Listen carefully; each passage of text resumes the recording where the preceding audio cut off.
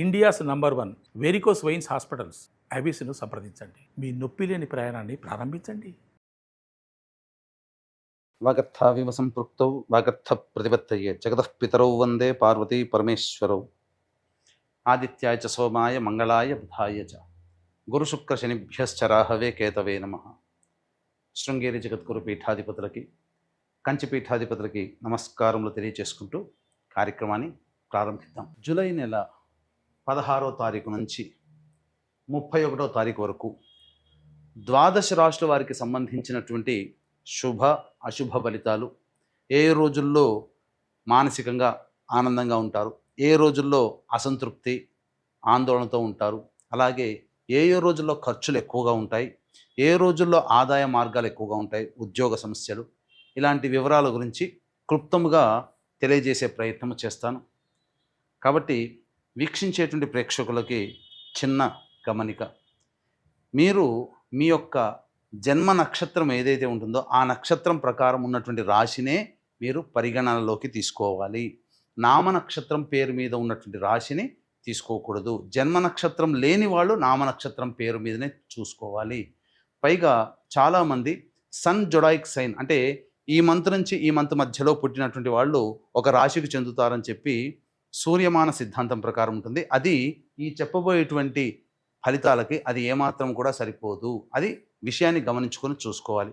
కాబట్టి జన్మ నక్షత్రము, జన్మ రాశి లేదా ఈ రెండు లేకపోతే నామ నక్షత్రము, నామరాశి మీద ఉన్నటువంటి వివరాలనే మీరు ఆ రాశి ప్రకారమే చూసుకుంటే మీకు రమారమిగా మీ ఈ చెప్పబడే ఫలితాలు మీకు సరిపోతాయని చెప్పవచ్చు. ఇక కార్యక్రమంలోకి బయలుదేరదాం. జూలై 16వ తారీఖు నుంచి 31వ తారీఖు వరకు వృశ్చిక రాశిలో జన్మించినటువంటి వారికి ఏ విధంగా ఉండబోతుందో తెలుసుకునే ప్రయత్నం చేద్దాం. ప్రధానంగా ఈ యొక్క వృశ్చిక రాశిలో జన్మించినటువంటి వారికి శుక్రుడు అనుకూలంగా లేడు. కాబట్టి ఈ మాసం వరకు 16 నుంచి 31వ తారీఖు వరకు, మ్యాక్సిమం 27వ తారీఖు వరకు జాగ్రత్తలు పాటించండి. భాగస్వామ్యంలో వ్యాపారస్తుల మధ్య కానీ లేదా జీవిత భాగస్వామితో కానీ కొంత అనవసరమైన పొరపచ్చాలు వచ్చే అవకాశం. ఇది కావాలని కాదు, ఏదో ఒక సందర్భంలో వాగ్వివాదాలు చోటు చేసుకోవడం, అనవసరంగా నిందించుకోవడం కానీ, లేకపోతే అప్రయత్నంగానైనా కానీ మాటలు పెరగడం, తద్వారా బంధము ఇబ్బంది పడే అవకాశం ఉంటుంది. కాబట్టి జాగ్రత్తలు పాటించండి. చాలా మటుకు సమస్యలు ఉన్నప్పుడు మౌనాన్ని ఆశ్రయిస్తే చాలా మటుకు సమస్యలు తగ్గుముఖం పడతాయి. ఇక 27వ తారీఖు నుంచి అప్పటి వరకు సమస్యలు ఎదుర్కొనేటువంటి ఆ 27 ఆఖరి 5 రోజులు మాత్రం సంతోషదాయకంగా ఉంటుంది. అప్పుడు సమస్యలు పరిష్కారం అవుతాయి. దాంపత్య, భాగస్వామ్య, వ్యాపారస్తుల సమస్యలు. ఇక గురువు అనుకూలంగా లేని కారణం చేత ధనపరమైనటువంటి నిర్ణయాల విషయంలో జాగ్రత్తలు పాటించండి. కీలకమైన అడుగులు వేస్తారు కాబట్టి జాగ్రత్తలు పాటించండి. ఇక రవి కూడాను అనుకూలంగా లేని కారణం చేత ముఖ్యంగా దూర ప్రాంత ప్రయాణం చేసే అవకాశం ఉంటుంది. కావున జాగ్రత్తలు పాటించండి. అధికారుల యొక్క ఆగ్రహానికి గురయ్యే అవకాశము ఈ రవి సంచార ప్రభావం. అలాగే బుధుడు కూడా అనుకూలంగా లేడు కాబట్టి పెట్టుబడులు పెట్టడానికి ఇది ఏమాత్రం సమయం మంచిది కాదు. అలాగే ఈ సంబంధించినటువంటి ధనాన్ని అప్పుగా ఇవ్వడం కూడా మంచిది కాదని చెప్పవచ్చు. స్టాక్ మార్కెట్స్లో ఉన్న వాళ్ళు పెట్టుబడులు పెట్టకపోవడమే చాలా మేలు అనేటువంటి విషయం గమనించుకోవాలి. ఇక కుజుడు, కేతువు ప్రధానంగా ఈ వృశ్చిక రాశి వారికి కుజకేతు గ్రహ ప్రభావం కూడా అనగా దశమ కుజు యొక్క ప్రభావము ఇతరులతో అనవసరమైనటువంటి వాగ్వివాదాలు కలుగుతాయి. మీలో కోపం అధికంగా వస్తుంది. కేతు చేసేటువంటిది ఏ నిర్ణయాన్ని సరిగ్గా తీసుకోలేకపోవడం, ప్రతి నిర్ణయంలో కూడా ముందడుగు వెనకడుగు అన్నట్టుగా ఉంటుంది తప్ప ఒక సక్రమంగా వేయలేకపోవడం అనేటువంటిది జరుగుతుంది. ఇక 29వ తారీఖు నుంచి కుజుడు అనుకూలంగా ఉన్నటువంటి కారణం చేత ఆఖరి 3 రోజుల్లో కుజుని యొక్క ప్రభావం వలన మీరు ఏదైతే సంకల్పం చేస్తున్నారో ఈ మాసంలో జరగాలని 29 తర్వాత వాటికి సంబంధించినటువంటి కదలిక ఏర్పడుతుంది. కొంతవరకు మీరు ప్రాస్పెరిటీలోనే ఉంటారని చెప్పవచ్చు.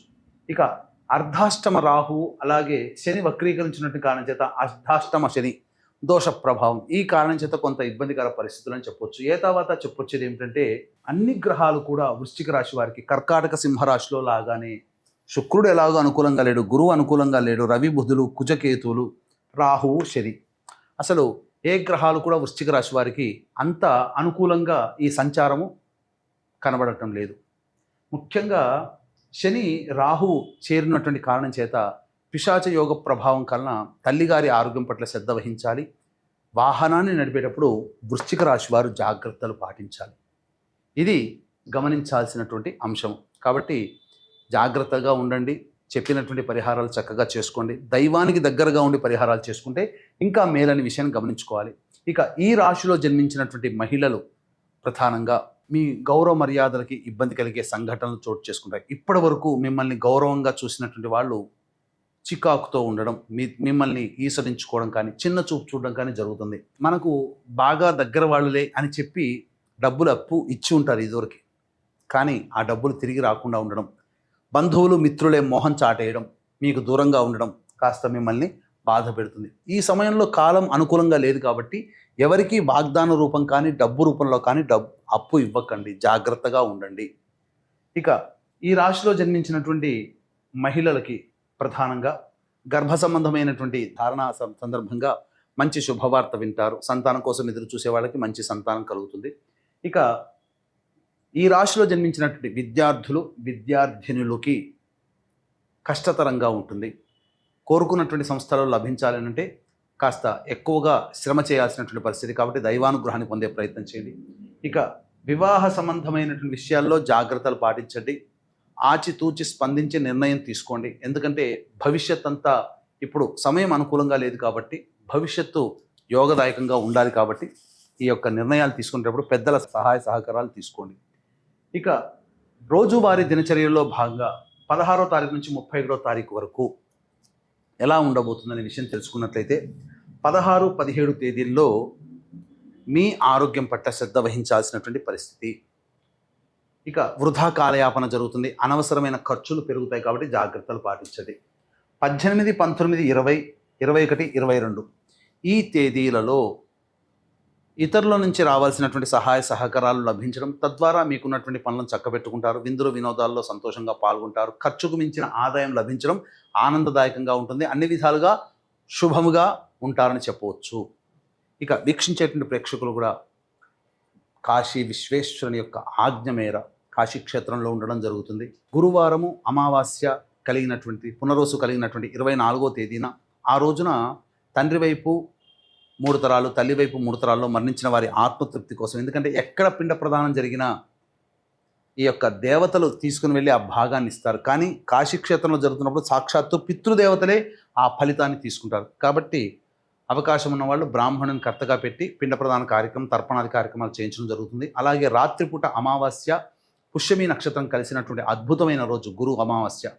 ఆ రోజున జాతకరీత్యా ఉన్నటువంటి సమస్యల పరిష్కారం కోసం, విద్య, వివాహ, ఉద్యోగ, దాంపత్య, అనారోగ్య సమస్యల పరిష్కారం కోసం క్షేత్ర పాలకురాలు వారాహి మరియు క్షేత్ర పాలకుడు కాలభైరుని యొక్క హోమాలతో పాటుగా ప్రత్యంగిర, బగళాముఖి, రాజశ్యామల హోమాదులు, సుదర్శన హోమాలు జరిపించడం జరుగుతుంది రాత్రిపూట. అవకాశం ఉన్న వాళ్ళు కార్యక్రమ తదనంతరం కాంటాక్ట్ చేసి పిండ ప్రదానము, సర్వదోష నివారణ పూజల హోమాల్లో పాల్గొనే ప్రయత్నం చేయండి. గురువారం రోజు సాయంకాలం వరకు అవకాశం ఉంది కార్యక్రమంలో నమోదు చేసుకోవడానికి. ఇక 23, 24 తేదీల్లో చూసుకున్నట్టయితే ఖర్చులు అధికంగా ఉంటాయి. అలాగే ప్రశాంతత లేని జీవితాన్ని గడపాల్సినటువంటి పరిస్థితి. ముఖ్యంగా ఏ పని చేయాలన్న ఆసక్తి ఉండదు, కొంత సమస్యాత్మకంగా ఉండేటువంటి సమస్య అని చెప్పవచ్చు. ఇక 25, 26 తేదీల్లో సంతానం మూలకంగా విభేదాలు, సంతానం మూలకంగా ఖర్చులు ఉంటాయి. తండ్రి గారి ఆరోగ్యం పట్ల శ్రద్ధ వహించాల్సినటువంటి పరిస్థితి. తర్వాత కొంత ఇబ్బందికర పరిస్థితులు అనేటువంటివి ఉండక తప్పదు. కాబట్టి జాగ్రత్తలు పాటించండి. ఖర్చులు కూడా అధికంగా ఉంటాయి. 27, 28, 29, 30, 31 ఈ 5 రోజుల్లో ఆనందకరంగా జీవితాన్ని గడుపుతారు. ఉద్యోగ, వృత్తి, వ్యాపారాల్లో అన్ని శుభ పరిణామాలు చోటు చేసుకుంటాయి. ఖర్చుకు మించిన ఆదాయం లభించడం ద్వారా విందులు వినోదాల్లో పాల్గొని మీకున్నటువంటి సమస్యను పరిష్కరించుకుంటారు. నిరుద్యోగస్తులకి ఉద్యోగం లభించే అవకాశం ఉంటుంది.